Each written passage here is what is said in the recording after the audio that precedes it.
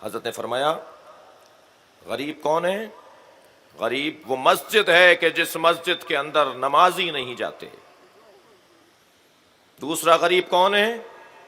سرکار فرما رہے ہیں دوسرا غریب وہ ہے جو بے دین، معاف کیجئے گا اگر یہ احادیث کا حصہ لفظ نہیں ہوتا تو میں شاید تکلف کر جاتا، بے حیا، بے دین اور شرک آلود ماحول میں جو مومن رہ رہا ہو وہ غریب ہے۔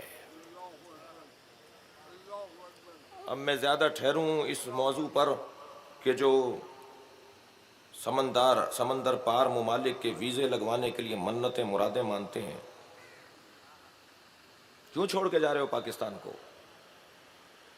نبی فرما رہے ہیں وہ غریب ہے جو مشرکانہ ماحول میں رہتا ہو۔ نبی فرما رہے ہیں وہ غریب ہے جو دیندار بھی ہو، مذہبی بھی ہو اور بے حیائی کے ماحول میں رہتا ہو۔ نبی نے اسے غریب کہا ہے۔ ناراض نہ ہوں باہر کے رہنے والے لوگ مومنین مجھ سے، شاید ان کی نیت یہ ہے کہ وہاں کے ماحول کو بہتر کر دیں گے۔ صلوات پڑھیں گے محمد و آل محمد۔ اس سے بہتر صلوات نبی کی ذات پہ تھی۔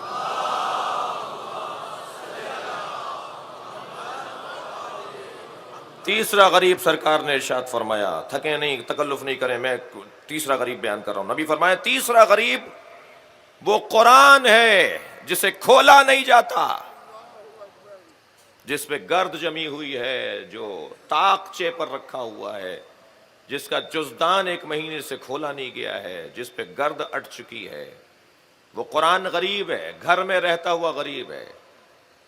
ینادون من مکان بعید، یہ قرآن وہ ہے جسے دور سے لوگ آواز لگاتے ہیں، دور سے پکارتے ہیں، کھولنے کی توفیق نہیں ہوتی۔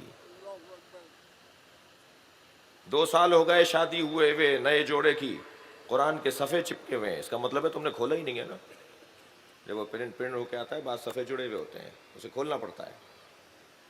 قرآن غریب ہے کہ جب اسے کھولا نہ جائے۔ چوتھا غریب سرکار فرما رہے ہیں وہ قرآن ہے جو ظالموں کے ہاتھ میں ہو، وہ قرآن جس سے ظالم استفادہ کرتے ہو۔ آپ نے دیکھا نہیں کہ جب مولا کائنات کو مارنے کے لیے لشکر تیار ہوا، نہروان کا لشکر، خوارج کا لشکر، جن کے بارے میں سنی شیعہ میں کوئی اختلاف نہیں ہے، خوارج مسلمان نہیں تھے، سنی بھی کہتا ہے، شیعہ بھی کہتا ہے۔ میں اس بحث میں نہیں جانا چاہتا کہ خوارج میں سابقہ لوگوں کی تاریخ بڑی اچھی تھی، یعنی خوارج میں ایسے لوگ تھے کہ جن کا ماضی بہت اچھا تھا۔ بھائی بہت اچھا تھا یعنی صحابی تھے، بعد میں مرتد ہو گئے تھے، بعد میں انہوں نے اسلام سے۔ خوارج کون تھے بھائی؟ مولا علی کا دور ہے، صحابی زندہ تھے، مولا علی صحابی ہیں یا نہیں؟ جہاں مولا کائنات اہل بیت ہیں، جہاں مولا کائنات فرد اہل بیت ہیں، وہاں مولا کائنات مولا علی صحابی بھی تو ہیں۔ یہ صحابیوں کا ہی دور تھا نا۔ صحابیوں کے دور میں 4000 سے زیادہ کا ایک لشکر تیار ہے جو حضرت حاکم شام معاویہ ابن ابی سفیان کو بھی مارنا چاہتا ہے، جو مولا علی کو بھی مارنا چاہتا ہے۔ اور ایسا ہوا، وہاں بھی حملہ ہوا اور مولا کائنات کو وہ مارنے میں کامیاب ہوئے، اور سے مولا کو شہید کرنے میں کامیاب نہیں ہوئے، مولا کے خلاف انہوں نے جنگ کی ہے، باقاعدہ جنگ ہوئی ہے جس کو جنگ نہروان کے نام سے یاد کیا جاتا ہے۔ سب سنی شیعہ علماء کہتے ہیں کہ یہ دین سے خارج ہو گئے تھے۔ اس کا مطلب یہ ہوا کہ ماضی کا اچھا ہونا معیار نہیں ہے، مستقبل کا صحیح ہونا معیار ہے۔ دیکھا جائے گا کہ ایمان پر کس کو موت آئی ہے۔ صلوات پڑھیں گے محمد و آل محمد۔ چوتھا غریب وہ قرآن ہے جو ظالموں کے ہاتھ میں ہو۔ یہ نہروان جب مولا کو مارنے کے لیے آئے تو انہوں نے قرآن سے نعرہ بنایا تھا، ایک قرآن کی آیت کو، یہ خوارج قرآن کی ایک آیت کو نعرے کے طور پر بلند کر رہے تھے اور پڑھ رہے تھے، ان الحکم الا للہ، ان الحکم الا للہ۔ ان کا نعرہ یہ تھا، اللہ کے علاوہ کسی اور کا حکم نہیں، اللہ کے علاوہ کسی اور کا حکم۔ اللہ کے نام پر علی کو مار رہے تھے، اور میرے مولا فرما رہے تھے میں بولتا قرآن ہوں۔ وہ جو نیزوں پر قرآن اٹھائے گئے تھے، جب لوگ تردد کا شکار ہوئے، علی ہم سامنے قرآن ہے، ان پہ 3 تیر کیسے چلائیں؟